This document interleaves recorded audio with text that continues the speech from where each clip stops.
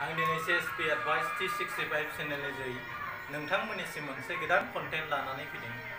बे कन्टेन्टआव आं हेभि दिवाली थामहिनबा काली फुजानि सोमोन्दै गोबां सुबुंफ्रानो आंनिसिम SMS दैथायहरबाय थानायनि जाउनाव काली फुजानि थाथौनि सोमोन्दै फंनैसो नोंथांमोननिसिम एनालाइसिस खालामनो नाजानाय जादों। जों मानो काली फुजाखौ सिबियो? बांसिनानो काली फुजाखौल' जायो आरो काली फुजा फोरबोआव रंजायो, जुवा गेलेयो आरो न'खरनि गोजोन सान्थिखौ लाखिनो थाखाय गाव गावनि दरखं मोखाङाव थामहिनबा लांनायाव थालिर बिफां गायनानै सोरबा आलारि बाथि सावो, सोरबा मम सावो, सोरबा बायदिसिना डिजाइननि आथिखालनि डिजिटेल मुगायाव बानायनाय बाल्ब फिसा फिसा बाल्बखौ लानानै जोबोद समायना मेहेरगोनां भाबै साजायनानै गाव गावखौनो हेभि दिवाली फालिनायखौ दिन्थिनो नाजायो।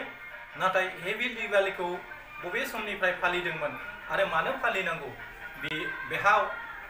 बेयाव मा ओंथि हाबनानै दं बिनि सोमोन्दै गोबाङानो मिथिया आरो जायफ्रा बैसोगोरा आरो धोरोम थाथौफोरजों रिलेटेड जानानै दं बिथांमोना मिथियो। एक्सुवेलि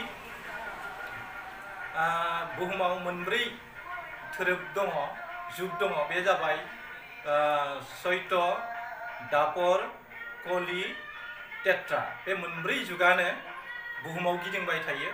बे जुगाव लानानै गोबां मोदाय दावदाय आरो मोदाय दावदायफ्रा बबेबा मोनसे बुहुमाव, बबेबा मोनसे हारिया, बबेबा मोनसे हादोरा सिलिंखार जानो नाजायोब्ला बेवहाय आनान गसाया साफा साफा मोजां सुबुं थामहिनबा थान्दै दैथायहरो। बेबादिनो अबतार महरै गोबां गेदेमा सुबुङा जोनोम लानानै गावनि हादोरखौ बा गावनि हारिखौ रैखाथि खालामनो जोनोम लायो। दा बे काली फुजाखौ सिबिनायनि गोथौ ओंथियानो जाहैबाय भर कलि समाव मा जादोंमोन? मानसि सुबुं माहारिया जोबोरै दुथां, इनाय उदखार जादोंमोन आरो आयेन कानुन समाजखान्थिनि नेमखान्थिफोरखौ मिथिसेयावबो जोगारनानै मानसिफ्रा गोबां गाज्रि खामानियाव लोहाबबाय थादोंमोन। जायखौ नुनानै आफा बोराइ बाथौ थामहिनबा महादेबनि बिसि आइ पार्बतीया बेफोर नुथायखौ नुनानै खोब दुखु मोनदोंमोन आरो रागा जोंनानै माखासे दुथां सुबुंफोरखौ सिथारजोबनायनि मोनसे प्लान पलिसि लानानै बियो गावनि पार्बतीनि रुपखौ सोलायनानै काली महर लानानै हर गेजेराव सानफ्रोमबो गाज्रि सुबुंनि न'खर न'खर हाबनानै बेबादिनो गाज्रि सुबुंखौ सिथारनानै आरो बिनि गोदनाखौ बिबार माला लानानै मोनसे मजा लायोमोन, रंजानाय लायोमोन आरो बुहुमाव गासैबो थावनियाव मोजां सुबुंफोरखौ आलो गोजोनै सुख सान्थि रायजो जाहोनो आरो बुहुमखौ मोनसे गोजोन खौसेथियाव लाबोनो थाखाय नाजादोंमोन। नाथाय बे जाउनखौ महादेबा मोनथिनानै आइ पार्बतीनि बे आखुखौ होबथानो नाजादोंमोन।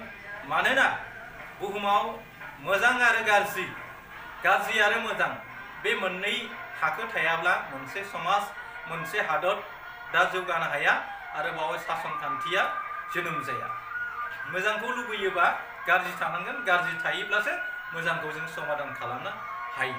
थिग बिदिनो सानसेखालि महादेबा शिबराया बे पार्बतीया सानफ्रोमबो हर गेजेराव मानो बायजोआव ओंखारलांबाय थायो आरो बे पार्बतीया काली महर लानानै बायजोआव मा खामानि मावहैबाय थायो, बेफोरखौ मोनदांनो लुबैनानै सानसेखालि हर गेजेराव बिमा पार्बतीया मिथियै बुब्लियाव बियो दरखं मोखाङाव उन्दुनानै थाथेदोंमोन आरो बे उन्दुनानै थाथेनाय समाव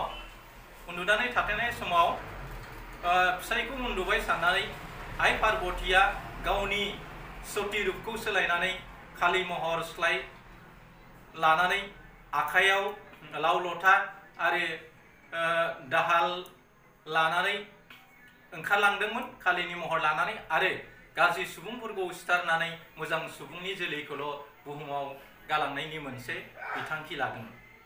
बे बिथांखि लानानै बै दिनखालि आइ पार्बतीया खालि रूप लानानै जेब्ला गावनि न'नि दरखंनिफ्राय बारलाङो अब्ला बे आइ पार्बतीया बियो मा फिसायनि बिखायाव गाफ्लांहैदोंमोन, कालिया गाफ्लांहैदोंमोन थारमाने। बे गाफ्लांहैनायाव जेरैहाय आइजोफ्रा माबा मोनसे लाजियोब्ला माबा मोनसे खोथाया आवबा जायोब्ला सालायलं खिन्थानाय नेमखान्थि दङ, अब्ला गावनि बिबौ बिबै आरो बैसोगोरा सुबुङा बेबादि सालाय खिन्थानो हामा गेदेर मानसिनि सिगाङाव, आरो बियो आइ कलिनि गाज्रि लैखोन होनानै गावनि फिसा फिसौखौ बुजायोमोन।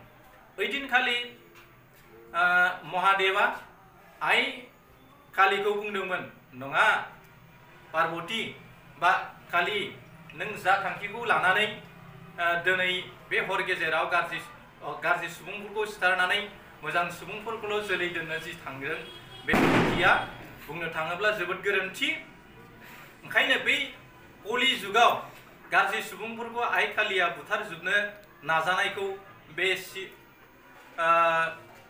महादेवा बादा होदोंमोन।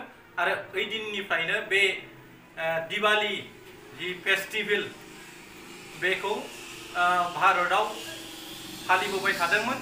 आरो बे दिवाली समाव काली फुजानि समाव न'खर न'खर आलारि बाथि सावनानै बै गाज्रि ग्रह आरो गाज्रि सुबुंफोरनिफ्राय जाहाथे मानसिफ्रा रैखा मोनो बेखौ असिला लानानै सारा भारत हादोरावनो बे काली फुजाखौ फालिदोंमोन। मानोना बै कलि जुगावनो आइ कालिया थामहिनबा पार्बतीया कालिनि रूप लानानै गाज्रि सुबुंफोरखौ फोजोबस्रांजोबनो नाजादोंमोन।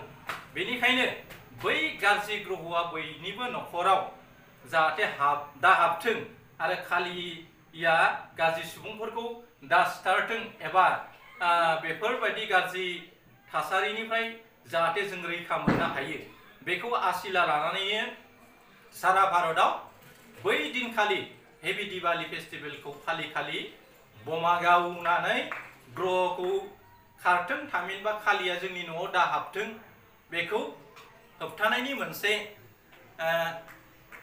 लामा महरै लाबोदोंमोन। आरो आइ कालिया जाहाथे गाज्रि ग्रहखौ बयनिबो न'खर न'खर सोआ, बेखौ नोजोर होनानै बे काली फुजाखौ जादोंमोन। थिग बेबायदिनो काली फुजाखौ थामहिनबा हेभि दिवालीखौ मानिबोबाय थादोंमोन। दा काली फुजाखौ मानो फालिनांगौ, दा बिनि सोमोन्दै इन ए नाटसेल सुंद'यै नोंथांमोना मिथिबाय। जोबथा बुब्लियाव जायफोरा आंनि चेनेलाव गोदान बिथांमोनखौ आंनि चेनेलखौ लाइक आरो शेयार कमेन्ट खालामनो थाखाय आं खावलायबाय। लोगोसेयावनो काली फुजानि थामहिनबा हेभि दिवालीनि गोथार अननाय सिबिनायखौ गासैनिसिम बावहरनानै आंनि दिनैनि बे कन्टेन्टखौ आं बेखिनियावनो फोजोबनो नाजाबाय। नोंथांमोना आंनि भिडिअखौ थामहिनबा आंनि कन्टेन्टखौ मोजां मोनदोंब्ला जाहाथे बे काली फुजाखौ मानो फालिनांगौ बेफोरखौ मोनथिनो जाहाथे बयबो सुबुङा हायो, बिनि थाखाय नोंथांमोना बे भिडिअखौ मोजां मोनदोंब्ला नोंथांमोना नोंथांमोननि लोगो लोगो आरो खुरमा खुस्थिफोरनो शेयार खालाम, आरो जाहाथे आंनि भिडिअनि गेजेरजों माखासे सुबुंफ्रा जाहाथे बे कन्टेन्टनि गेजेरजों गियान आरजिनो हायो, बेखौ मिजिंथिबाय। एसेनोसै, गोजोन्थों, खुलुमबाय, जै बर' हारि।